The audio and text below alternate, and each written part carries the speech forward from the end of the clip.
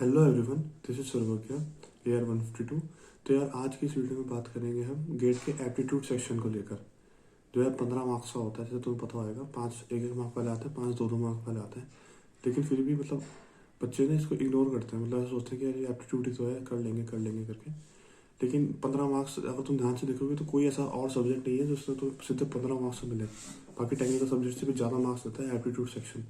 तो यार ये सब ऐसा सब्जेक्ट है जिसको इग्नोर नहीं करा जा सकता, क्योंकि 15 मार्क्स काफ़ी बड़ी बात होती है और इसमें 15 में से 15 लाना भी काफ़ी कुछ बड़ी बात नहीं है। तो ये आज की वीडियो में इसी के बारे में बात करेंगे हम। तो यार इसमें दो टाइप के क्वेश्चन आ सकते हैं, एक आता है इंग्लिश से रिलेटेड और एक आता है एप्टीट्यूड कॉन्ट से रिलेटेड ना। तो इंग्लिश से रिलेटेड जो क्वेश्चन होते हैं वो रहेंगे 2 से 3 क्वेश्चन ना। मतलब इंग्लिश वाले ऐसा होता है, देखो इंग्लिश में तुम क्या कर सकते हो, कितनी बार पढ़ लो तो तुम कम ही लगता है इंग्लिश ना। तो इंग्लिश जरूरी नहीं है, मतलब अगर तुमने नॉर्मल जितनी स्कूल में इंग्लिश पढ़ी हुई है वो बहुत है बस। क्योंकि इतना एडवांस लेवल की इंग्लिश नहीं आएगी इसमें, नॉर्मल आएगी। थोड़ा बहुत छोटे मोटे वर्ड मीनिंग या अपोजिट या कुछ पैराग्राफ में से कुछ फाइंड करने के लिए ऐसा कुछ आ जाएगा बस। ठीक है, अब बाकी आएंगे एप्टीट्यूड वाले, अकाउंट वाले ना। इसमें मेन दिमाग है जो इसके जो प्रैक्टिस कर सकते हो। इसी मतलब ऐसा होएगा ना कि तुम्हारे 15 मार्क्स में से 12 से 13 मार्क्स तो ऐसे आएंगे कि तुम कुछ भी करोगे तुम आराम से हो ही जाएंगे 12 से 13 मार्क्स। और एक या आधा, एक दो डेढ़ क्वेश्चन ऐसा आएगा जो मतलब ऐसा होएगा कि उनमें से ज़्यादा सारे बच्चे नहीं कर पाएंगे उसे। लेकिन कुछ कुछ अगर तुम ध्यान से दिमाग लगाओगे तो कुछ उसमें ट्रिक होगी या कुछ ऐसा होगा कि उस तब जाके सॉल्व होएगा वो। तो मतलब 15 आउट ऑफ 15 पीस बनाना ईजी है। अब बात करते हैं यार एप्टीट्यूड सेक्शन को टैकल कैसे करना है ना। सबसे पहले तो यार अपना सिलेबस क्या है तुम ये देखना है ना। ऐसा नहीं कि जो तुमने यूट्यूब में कोई या कहीं पर भी तुम एप्टीट्यूड सर्च करो और तुमने करना शुरू कर दिया। ऐसा होता है कि कुछ एग्जाम के लिए कुछ और एप्टीट्यूड का सब्जेक्ट वो सिलेबस होता है, कुछ के लिए सिलेबस अलग होता है। तो पहले गेट के लिए ऑफिशियल साइट में जाके सिलेबस चेक कर लो कि क्या है एक्चुअल सिलेबस और उसी को करना शुरू करो।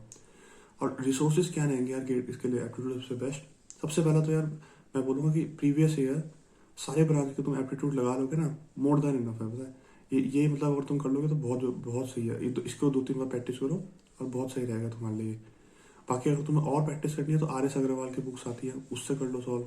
आर एस अग्रवाल की क्वांट की आएंगी, रीजनिंग वगैरह की, वो बुक्स ले लोगे, वो भी काफ़ी सही रहेगी इस तुम्हारे और प्रैक्टिस के लिए अगर तुम्हें लग रहा है तो। प्रीवियस ईयर जब तुम करोगे ना तो प्रीवियस ईयर में तुम्हें दिख जाएगा कि कौन सा लास्ट ईयर्स में देखोगे तो तुम्हें ट्रेंड वेंड दिख जाएगा कि यार इस टाइप के ज़्यादा पूछे जा रहे हैं पिछले कुछ टाइम से, इस टाइप के ज़्यादा थोड़े कम पूछा जा रहा है। मतलब पढ़ना सब कुछ है लेकिन उससे तुम्हें ट्रेंड दिख जाएगा, या ये वाले ज़्यादा आ रहे हैं, ये वाले थोड़े कम आ रहे हैं, ऐसा करके ना।